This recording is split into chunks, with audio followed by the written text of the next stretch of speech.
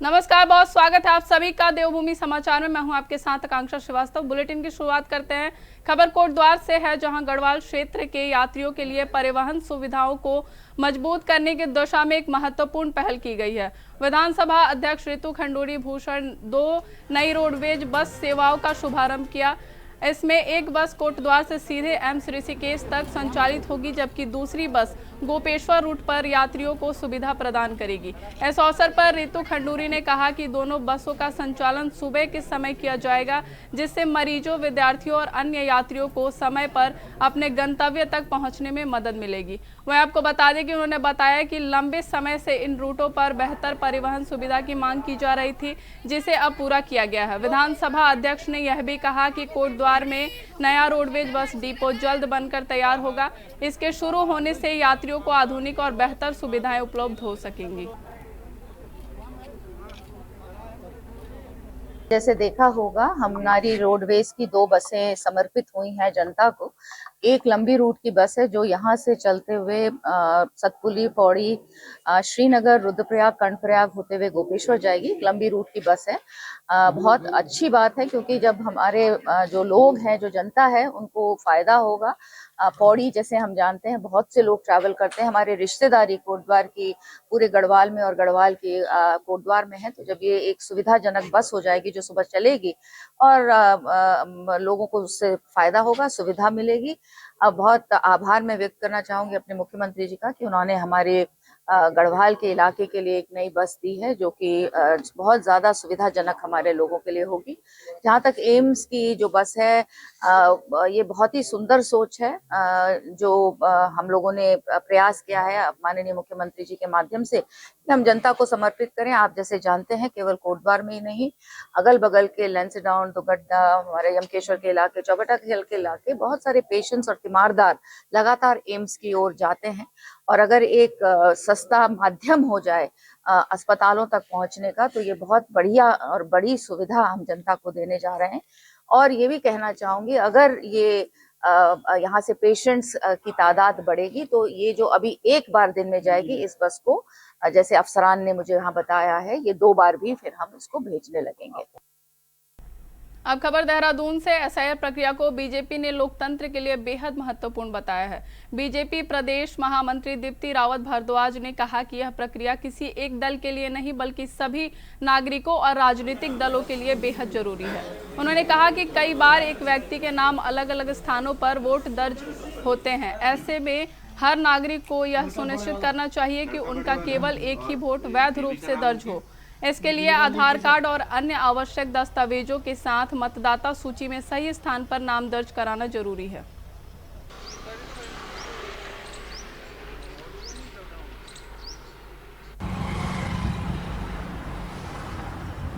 देखिए, एसआईआर की प्रक्रिया बड़ी महत्वपूर्ण प्रक्रिया है और मैं कहूँगी कि सिर्फ भारतीय जनता पार्टी नहीं, ये सभी के लिए ज़रूरी है कि हम अपना जो हमारा जो एक रजिस्ट्रेशन है, हमारा जो गिनती है, वो हम कहाँ कराते हैं। हो सकता है हमारे 2 जगह हैं, हमारे 3 जगह, हमारे कहाँ जहाँ हम रहे हैं वहाँ पे हो सकता है कि हमारे वोट बने हों।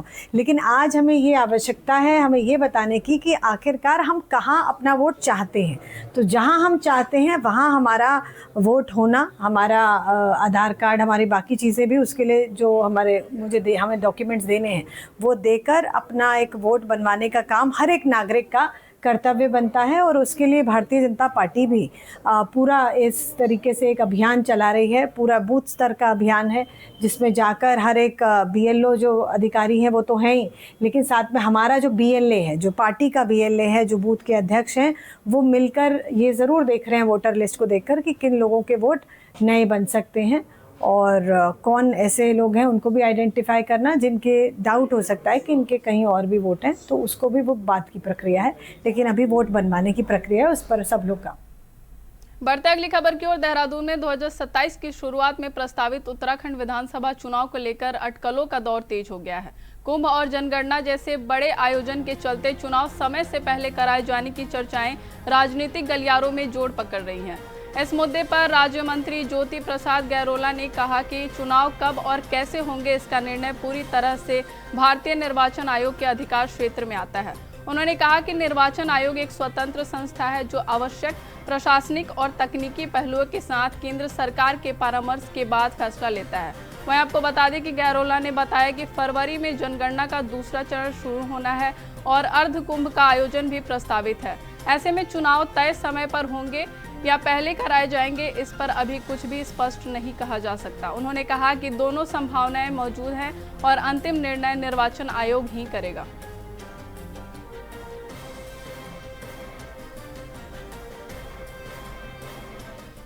किसी भी राज्य में चुनाव कब होंगे, कैसे होंगे, उन सब का निर्धारण भारतीय निर्वाचन आयोग करता है, जो कि एक स्वतंत्र इकाई है।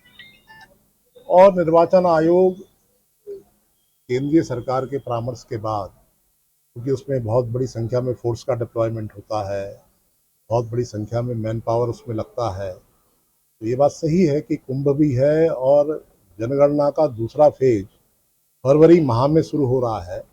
राजनीतिक क्षेत्र में संभावनाएं असीमित रहती हैं, इसलिए अभी यह कहना कि चुनाव प्रीपोन होंगे या सही समय पे होंगे कहना मुश्किल है, लेकिन दोनों प्रकार की संभावनाएं बनी हुई।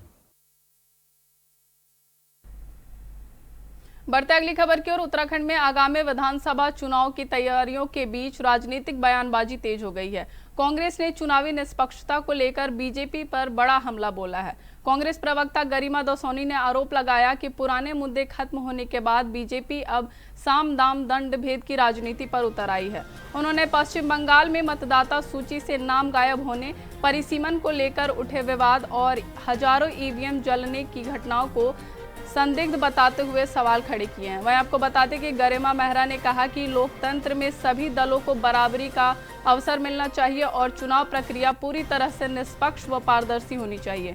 उन्होंने चेतावनी दी कि यदि उत्तराखंड में विपक्ष को समान अवसर नहीं मिला तो यह लोकतांत्रिक मूल्यों के साथ अन्याय होगा।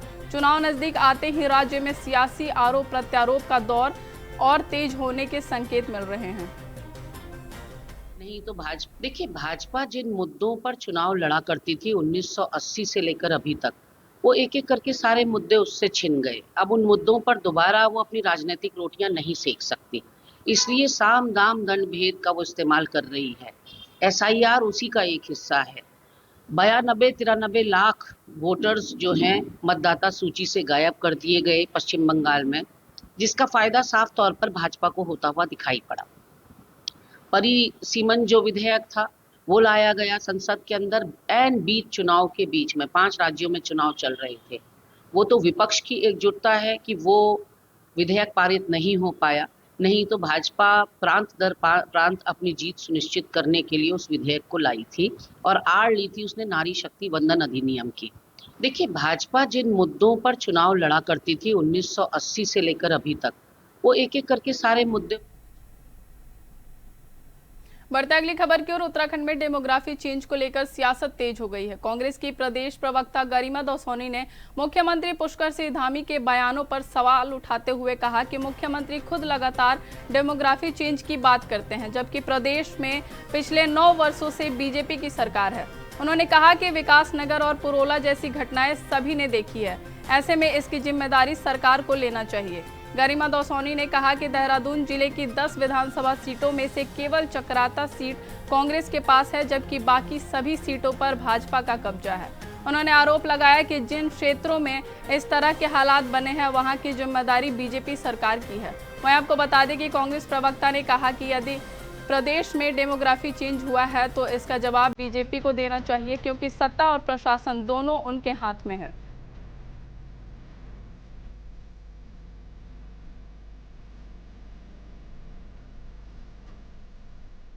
स्वयं को थाकर कहते हैं, वो कहते हैं कि डेमोग्राफी चेंज हो रही है उत्तराखंड की। भाई 9 साल से तुम हो, डेमोग्राफी बदल रही है। पिछले 5-7 साल में यहाँ सांप्रदायिक दंगे हमने भड़कते देखे, यहाँ हमने सांप्रदायिक ध्रुवीकरण होते हुए देखा, तनावपूर्ण स्थिति हमने विकास नगर पुरोला इत्यादि में होते हुए देखी। लेकिन आप ये बताने का कष्ट करें, देहरादून में 10 विधानसभाएं हैं, देहरादून जिले में 10 में से 1 में कांग्रेस का विधायक है, चक्रौता के विधायक माननीय प्रीतम सिंह जी। वहां डेमोग्राफी चेंज नहीं हुई है क्योंकि कांग्रेस के विधायक हैं, उन्होंने होने नहीं दी। बाकी 9 विधानसभा में आपके विधायक हैं। यदि डेमोग्राफी चेंज हो रही है और इस तरह की हिंसात्मक घटनाएं सामने आ रही हैं, तो उसका दारोमदार किसका है?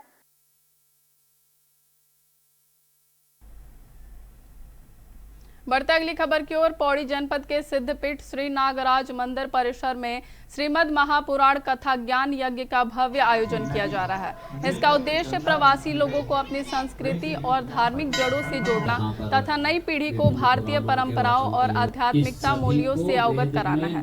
इस आयोजन में 4 वेद, 6 शास्त्र और 18 महापुराणों पर आधारित कथा और ज्ञान यज्ञ का आयोजन होगा। देश भर से आए 31 विद्वान व्यास आचार्य श्रद्धालुओं को वेद पुराण का ज्ञान प्रदान करेंगे और प्रवचन भी देंगे। श्री डांडा नागराज धर्म क्षेत्र विकास समिति के उपाध्यक्ष सुभाष चंद्र देशवाल ने बताया कि यह सिद्धपीठ आस्था का प्रमुख केंद्र है, जहां श्रद्धालुओं की मनोकामनाएं पूर्ण होती हैं। उन्होंने अधिक से अधिक लोगों से इस आयोजन में शामिल होकर धार्मिक लाभ लेने की अपील की है और कहा कि ऐसे आयोजन संस्कृति और आध्यात्मिकता विरासत को मजबूत करते हैं। विभिन्न पुराणों के वाचन के लिए कि सभी को ये कार्यक्रम जो ये अष्टादश महापुराण कथा है, ये विगत 6 दिनों से निरंतर यहाँ पे चल रहा है और ये अष्टादश महापुराण कथा ये 8 दिवसीय है, जिसका कि हवन यज्ञ के साथ समापन होना है। इसमें हमने समस्त क्षेत्र के विकासखंड कोट, कलजीखाल, पौड़ी, जहाँ तक हो सकता था सभी लोगों को आमंत्रित किया था। क्षेत्र की समस्त दिशा ध्यानियाँ जो हमारी होती हैं, मायके आती हैं, उनको हमने आमंत्रित किया था। श्री डांडा नागराजा मंदिर यहाँ पर स्थित है। जो पौराणिक इसका महत्व था, उसमें कहा जाता है कि यहाँ पे निकटवर्ती जो हमारा लशेरा गांव है, लशेरा गांव एक गाय यहाँ पे चरने आती थी। तो जब वो गांव की गाय यहाँ पे चरने आती थी तो गांव वाले जो उसका स्वामी था, मालिक था, उसने देखा कि गाय चरने जा रही है लेकिन ये दूध तो इस पे हो नहीं रहा है। तो 1 दिन, 2 दिन, 3 दिन उसने लगातार देखा कि गाय घर से चरने आती हैं और डांडा नागराजा परिसर में आती हैं। उस टाइम यहाँ पे एक छोटा सा मंदिर हुआ करता था, ये भव्य रूप नहीं था, एक छोटा सा पुराने पत्थरों का एक मंदिर हुआ करता था। वहाँ मंदिर भी नहीं था, एक शिला थी वहाँ पे। देखिए, डांडा नागराजा एक सिद्ध पीठ है और हमारे उत्तराखंड में ये मनोकामना पूरी करने का एक बहुत बड़ा सिद्ध पीठ है। 2004 से यहाँ श्रीमद् भागवत कथा, गौ कथा और शिव पुराण, अन्य कथाएं लगातार हर साल जून में होती हैं और इस टाइम अष्टादश महापुराण ये चल रहा है। और अष्टादश महापुराण में 31 परम आचार्य पूरे उत्तराखंड से ही नहीं, चंडीगढ़ से, दिल्ली से बहुत सुयोग्य जिनको शास्त्रों का ज्ञान है, ऐसे 31 परम व्यास आचार्य यहाँ पधारे हुए हैं। तो मैं ये कहना चाहता हूँ कि डांडा नागराजा एक ऐसा सिद्ध पीठ है। खबरें यूं जारी रहेंगी, रुकते हैं एक छोटे से ब्रेक के लिए।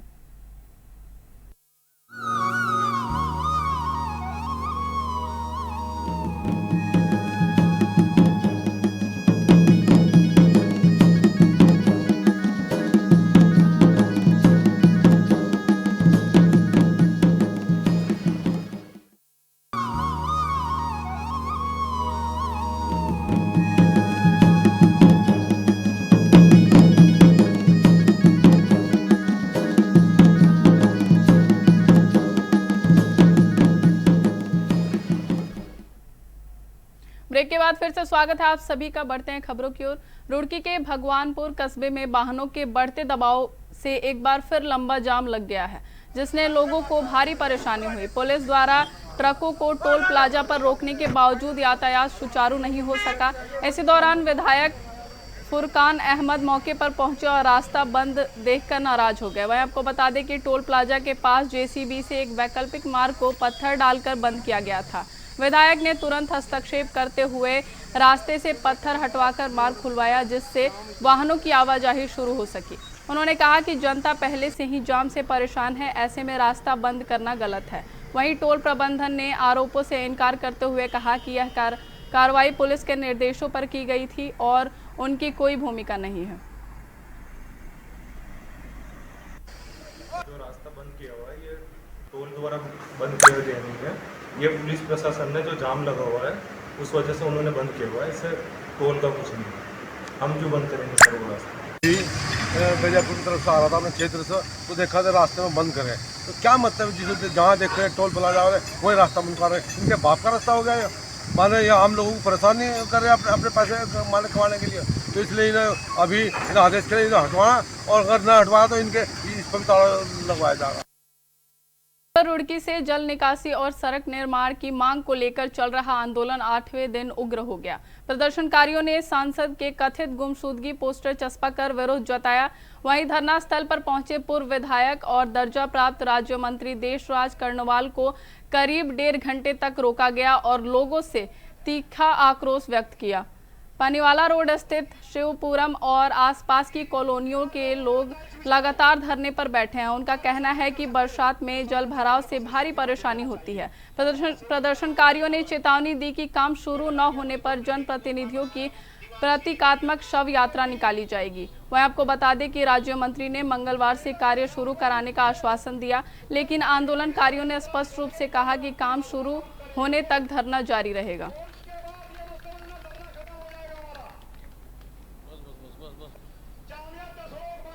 माननीय मुख्यमंत्री जी से इस बारे में जब बात हुई तो उन्होंने जिलाधिकारी महोदय को फोन किया और जिलाधिकारी महोदय द्वारा इसमें एक एमएनए की अध्यक्षता में एक कमेटी का निर्माण किया गया और उस कमेटी ने स्थलीय निरीक्षण किया और स्थलीय निरीक्षण के बाद कल से यहाँ पर जेसीपी आएगी और कच्चा नाला खुदाई होगी, ताकि जैसे अभी बारिश का माहौल है, मौसम खराब है, अगर बारिश होती है तो शिवपुरम के लोग उस पानी से, उस जल भराव से निजात ले।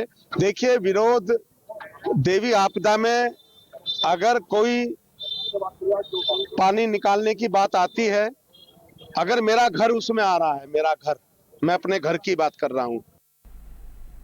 अब खबर कर्णप्रयाग से। तलवारबाजी की घटना से पूरे क्षेत्र में दहशत फैल गई है। जानकारी के अनुसार कुछ सरदार युवकों द्वारा कथित रूप से धारदार तलवारों से हमला किए जाने का मामला सामने आया है, जिससे कई स्थानीय लोग घायल हो गए हैं। वह आपको बता दें कि घायलों में कुछ की हालत गंभीर बताई जा रही है। घटना के बाद इलाके में अफरा तफरी का माहौल बन गया और लोगों में भारी आक्रोश देखने को मिला है। स्थानीय लोगों का कहना है कि इस तरह की घटनाओं से क्षेत्र की शांति व्यवस्था प्रभावित हो रही है। सूचना मिलते ही पुलिस मौके पर पहुंची और मामले की जांच शुरू कर दी है।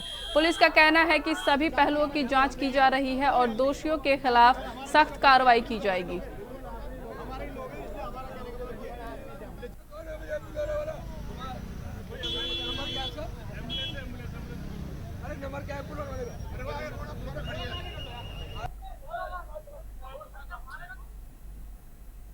बढ़ते अगली खबर की ओर। विकासनगर के बैरागीवाला में हुए सनसनी हत्याकांड के बाद आज पूरे क्षेत्र का माहौल गमगीन हो गया, जब मृतक विनोद कुमार का शव उनके घर पहुंचा। शव पहुंचते ही परिजनों का दर्द फूट पड़ा और घर में कोहराम मच गया। मां, बहन, पत्नी और अन्य परिजनों का रो रो कर बुरा हाल है। वहीं आपको बता दें कि पूरे क्षेत्र में शोक की लहर दौड़ गई है और बड़ी संख्या में लोग अंतिम दर्शन के लिए पहुंचे। अंतिम संस्कार के दौरान भावुक दृश्य देखने को मिला। ग्रामीणों में घटना को लेकर आक्रोश है और आरोपियों के खिलाफ सख्त कार्रवाई की मांग की जा रही है।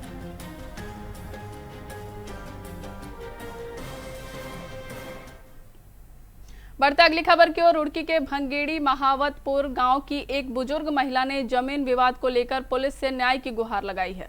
महिला ने एसपी देहात को दिए प्रार्थना पत्र में आरोप लगाए कि कुछ लोग उसकी जमीन पर अवैध कब्जा करने और निर्माण कार्य कराने की कोशिश कर रहे हैं, जबकि मामला पहले से ही न्यायालय में विचाराधीन है। वहीं आपको बता दें कि पीड़िता का कहना है कि 5 विस्सा जमीन बताकर धोखे से 5 बीघा जमीन का वहनामा करा लिया गया। महिला के दामाद अकील ने आरोप लगाया कि कई लोगों ने मिलकर इस पूरे प्रकरण को अंजाम दिया है। पीड़ित परिवार ने एसपी देहात कार्यालय पहुंचकर आरोपियों के खिलाफ सख्त कार्रवाई की मांग की है। एसपी देहात शेखर चंद्र सुयाल ने मामले की निष्पक्ष जांच कर आवश्यक कार्रवाई का आश्वासन दिया है। मामले की जांच से सच्चाई सामने आने की उम्मीद है। वो तो मुझे घर बस भाई मुझे मेरे पे वहाँ से वो अंगूठे लगवा लिए, मुझे कह दिया घर चली जा। किसने लगवाए अंगूठे? उन्होंने लगवाया जावेद ने। क्या मामला था? उन्होंने कहा था तो 5 विस्से जमीन का अग्रीमेंट करन गई थी, उन 5 बीघे का बेनावा करवा लिया। मैं पढ़ी हुई, कहीं मुझे क्या पता उन क्या करवाया। अपने साथ ही ले गया था। हाँ, अपने साथ ले गया था जावेद। फिर उसके पैसे आए उसमें जमीन के, मैं भी मुझे ले जाको अपना आप कढ़वा लाया। मैंने नहीं पूछा, रे भाई मेरे खाते में तेरे पैसे की कराए, नो भी नहीं पूछा। 8 लाख रुपया कटवा रखे भाई। देखिए, वो कोई ज़मीन पट्टे और उसमें दाखिल खारिज और वकालतनामा को लेके कोई इश्यू जो कुछ देर पहले आए थे, उसमें चूँकि मामला प्रशासन से रिलेटेड है, रेवेन्यू डिपार्टमेंट से रिलेटेड, हम सुनिश्चित कराएंगे। मैंने इंस्पेक्टर रुड़की को बताया हुआ है कि कोई भी झगड़े वाली स्थिति न हो। अगर प्रिवेंशन की कार्रवाई करनी है प्रिवेंटिव की तो वो करेंगे और पुलिस उसमें कोई विवाद न हो ये इंश्योर करेगी। बाकी कब्जा किसका है, कौन उसमें मालिकाना हक रखता है, ये फर्दर डिपार्टमेंट डिसाइड करेगा। कहना ये था कि स्टे है मामले में ना वही ना, ये चीज़ मजिस्ट्रेट के इन पे डिसाइड होंगी। झगड़ा न हो ये हम सुनिश्चित करवाएं। बढ़ते अगली खबर की ओर। रुद्रप्रयाग में शॉर्टकट के चक्कर में 4 यात्री रात के घने अंधेरे और दुर्गम पहाड़ी क्षेत्र में फंस गए, जिसके बाद एसडीआरएफ ने सफल रेस्क्यू अभियान चलाकर उन्हें सुरक्षित बाहर निकाला। सुनसान और अंधेरे क्षेत्र में फंसे यात्री सहायता के लिए गुहार लगा रहे थे और काफी घबराए हुए थे। तभी एसडीआरएफ टीम ने मोबाइल फोन के माध्यम से उनसे संपर्क कर उनकी संभावित लोकेशन प्राप्त की और उन्हें धैर्य रखने का आश्वासन दिया। वहीं आपको बता दें कि घने जंगल, झाड़ियों और जोखिमपूर्ण पहाड़ी रास्तों के बीच कठिन परिस्थितियों में रेस्क्यू ऑपरेशन चलाया गया। कड़ी मशक्कत के बाद चारों यात्रियों को सुरक्षित मुख्य मार्ग तक पहुंचाया गया और बाद में लीनचोली में रात्रि विश्राम कराया गया।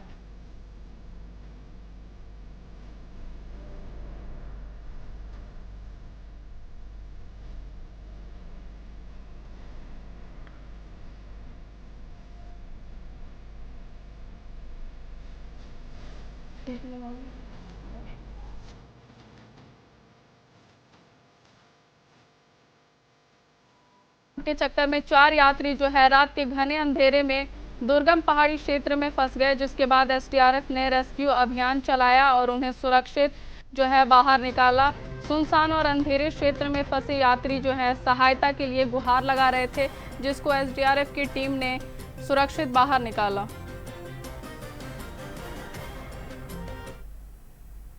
फिलहाल मेरे साथ इस बुलेटिन में बस इतना ही। देश और दुनिया की तमाम खबरों के लिए देखते रहिए इंडिया वॉइस। नमस्कार।